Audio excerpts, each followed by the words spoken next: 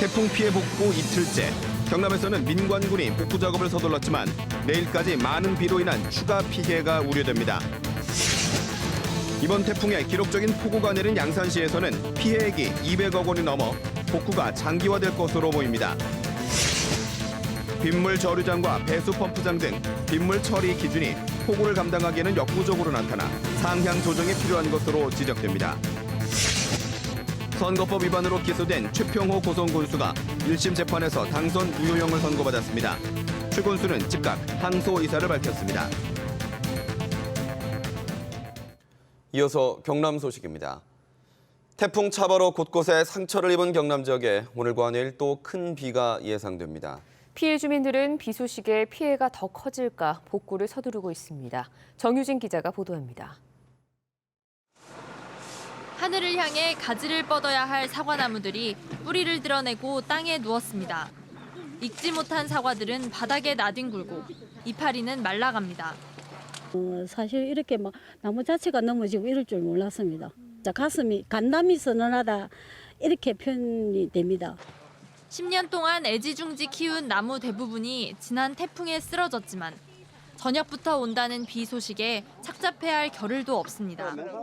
빵으로 끼니를 때우며 떨어진 사과를 바구니에 담습니다. 수박 농가도 마찬가지입니다.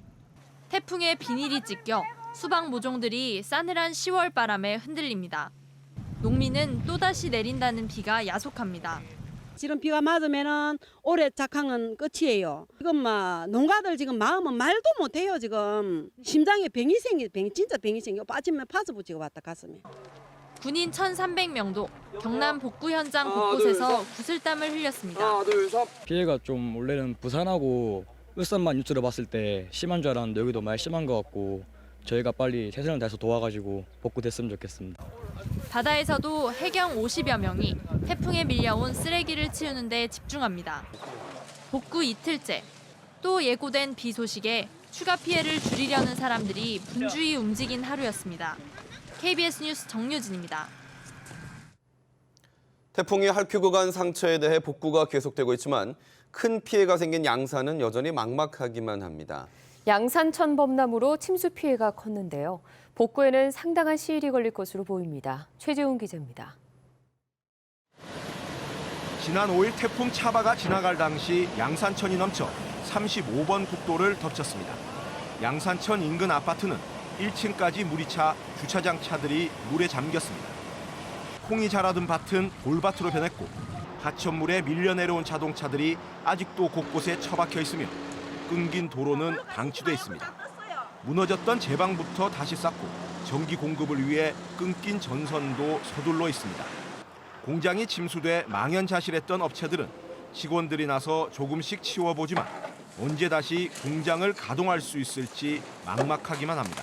몇몇 안 된 직원 같이 와서 좀 치우고는 있는데 정말 뭐 이거 한두 달에 될지 안 될지도 모르겠습니다. 이거. 물이 찼던 아파트에는 아직도 전기와 수돗물 공급이 되지 않고 있습니다. 지하 주차장에선 지게차로 물에 잠겼던 자동차를 드러내고 있습니다. 지상 주차장엔 진흙 범벅이 된 자동차들이 즐비합니다. 전기공업은 오늘 저녁 늦게나 될는지는 잘 모르겠습니다. 양산은 지난 5일 태풍 차바가 지나갈 당시 부산보다 3배가량 많은 277.5mm의 기록적인 폭우가 내려 피해가 속출했습니다. 이번 태풍으로 양산 지역은 도로 8곳과 교량 3개, 제방 6곳이 유실되거나 무너져 공공시설물 피해액만 200억 원이 넘습니다. KBS 뉴스 최재훈입니다. 이런 가운데 또 많은 비가 올 것으로 예보되고 있는데요. 아직 복구 공사가 끝나지 않은 피해 지역 주민들은 추가 피해를 입지 않을까 노심초사인데요. 중계차 연결돼 있습니다. 이래환 기자, 주민들 걱정이 많을 텐데요. 예상되는 비의 양은 어느 정도인가요? 네, 남부지방에 오후부터 시작된 비는 오락가락하다 지금은 소강 상태에 접어들었습니다. 하지만 오늘 자정이 지나면 이번 비는 매우 굵어질 것으로 기상청은 내다봤는데요. 기상청은 이번 비가 내일까지 남부지방에 30에서 80mm, 해안 지역과 지리산 등 내륙 지역에는 최대 100mm 이상 내릴 것으로 예보했습니다.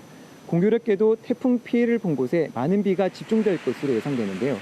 창원 기상대는 내일 아침부터 거제시와 거창군에 호우예비특보를 내렸습니다. 수해 복구 현장은 이번 비 소식에 근심으로 가득합니다. 태풍이 핥히고 지나간 뒤 또다시 큰 비로 복구에 차질을 빚을 것으로 보이는데요. 특히 수해 복구가 끝나지 않은 상황이어서 많지 않은 양의 비에도 피해가 재발될 수 있는 데다 산지와 내륙 지역은 태풍으로 지반이 물러져 있어 추가 산사태와 토사 유출 위험성이 높을 수밖에 없습니다. 이에 따라 경상남도는 비상근무를 강화하고 각 시군의 재난 취약시설 관리를 철저히 해달라고 당부했습니다. 지금까지 창원 용지호수공원에서 KBS 뉴스 이대환입니다. 화면이 고르지 못한 점 양해 말씀드립니다. 지난 4월 30일 뒷산 흙더미가 흘러내려 주민들이 대피했던 거제 한 아파트에서 또 뒷산의 옹벽 패널 일부가 떨어져 내렸습니다. 거제시는 오늘 오전 사등면 아파트에서 뒷산 옹벽 패널이 일부 떨어져 나갔다는 신고를 받고 안전 조치를 하고 있다고 밝혔습니다. 이 태풍 때마다 발생하는 침수 피해를 막기 위해 자치단체마다 시간당 처리 가능한 비의 양을 정해놓고 배수 시설을 마련하고 있는데요. 하지만 최근 이 기준을 넘는 집중호우가 내리면서 시설들이 재기능을 하지 못하고 있습니다. 김준원 기자의 보도입니다. 지난 5일 태풍 차바가 급습한 창원 시내의 한 상가. 지하층이 순식간에 흙탕물에 잠깁니다. 물이 빠진 지하 상가는 온통 흙빛입니다. 못 쓰게 된 가재 도구들은 계속해서 쌓여갑니다. 아수라장이고 정말로 이제 어떻게 살아야 될지 몰라요. 침수되는 곳이래가 보험회사에서 우리 보험도 안 넣어주려고 그래요. 이 같은 침수 피해를 막기 위해 이 지역에는 3만 6천 톤 규모의 우수 저류지가 지하에 만들어졌습니다. 빗물을 저장했다가 비가 그치면 하천으로 배수하는 시설입니다. 하지만 이번 태풍에 이 시설도 속수무책이었습니다. 이곳에 설치된 우수 저류 시설은 시간당 최대 85.4mm의 빗물만 저장할 수 있기 때문에 이번 태풍처럼 시간당 100mm 이상의 폭우가 내리면 재기능을 할 수 없습니다. 침수 피해를 입은 진해 용원동과 마산 어시장도 사정은 마찬가지입니다. 배수 펌프장이 있지만 80mm가 넘는 집중호우는 처리할 수 없습니다. 시간당 100mm의 비는 50년에 한 번 올 수 있는 빈도. 그러나 지난 2014년 시간당 100mm가 넘는 폭우로 진동면에서 버스 침수로 7명이 숨지는 등 빈도가 잦아지고 있습니다. 바다 만저와 집중호우가 겹치게 된다면 더더욱이 하천 쪽에 배수가 어려워지게 됩니다. 그래서 적어도 시간당 120mm 정도는 상향 조정해야 되지 않느냐. 때문에 빗물 처리 기준을 현재 수준보다 높여야 한다는 지적이 설득력을 얻고 있습니다. KBS 뉴스 김준원입니다. 다음 소식입니다. 최평호 고성군수가 선거법 위반 1심 재판에서 당선 무효에 해당하는 150만 원의 벌금형을 선고받았습니다. 고성군민들은 전임 군수에 이어 또다시 같은 일이 반복될까 걱정입니다. 보도에 박상현 기자입니다. 창원지법 통영지원 제1형사부가 공직선거법 위반 혐의로 기소된 최평호 고성군수에게 벌금 150만 원을 선고했습니다.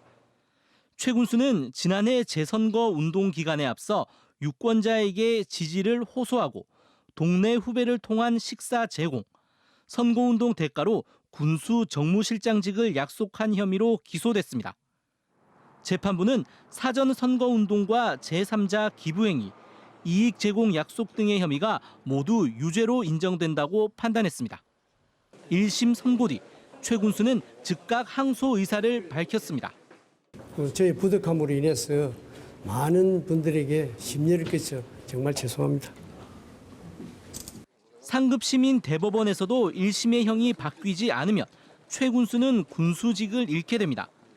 전임 군수 역시 선거법 위반으로 중도 낙마했는데 최 군수마저 낙마 위기에 몰리면서 고성 군민의 걱정도 큽니다. 사실상 연달아 그런 현상이 생기니까 좀 아주 안타깝고 좀 가슴 아픈 일입니다. 진짜 문제는 좀 좋은 사람나 고성 발전도 좀 시고 이래야 될 텐데 맨날 1년도 안 돼서 바뀌고 너무 좀 심한 것 같고.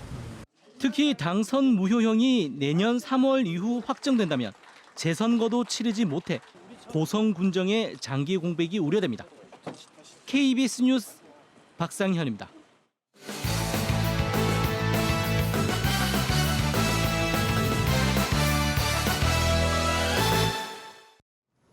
주요 단신입니다. 김해시의회 신세계 이마트 행정사무조사 특별위원회 활동 기간이 1년 연장됐습니다. 김해시의회는 신세계 이마트 특위가 활동 기간을 내년 12월 31일까지 1년 정도 연장해달라고 요청한 건을 승인했습니다. 신세계 이마트 특위는 신세계 백화점과 이마트의 허가 과정과 김해 여객터미널 기부 체납 특혜 의혹 등에 대한 조사 활동을 하고 있습니다. 전국시도교육감협의회는 내년도 어린이집 누리 예산을 편성하지 않겠다고 밝혔습니다. 교육감협의회는 결의문을 통해 누리 과정 해결을 위한 근본적인 방안을 마련해 줄 것을 정부와 국회에 수차례 촉구했지만 정부는 상위법을 위반해가며 누리 과정 예산 편성을 교육감에게 강요하고 있다고 주장했습니다. 국회 환경노동위원회 국회의원들이 오늘 고용노동부 국정감사 차원에서 거제 대우조선해양을 찾아 구조조정 등에 대한 의견을 들었습니다.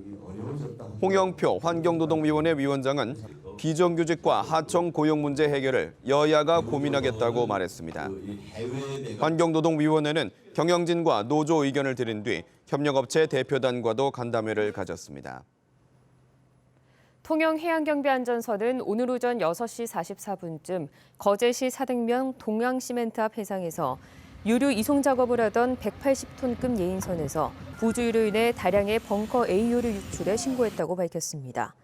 통영해경은 창원해양경비안전서와 합동으로 경비함정과 방제정 등이 긴급 방제 작업을 하고 있으며 강씨를 상대로 벙커 A유 유출량과 사고 경위를 조사하고 있습니다.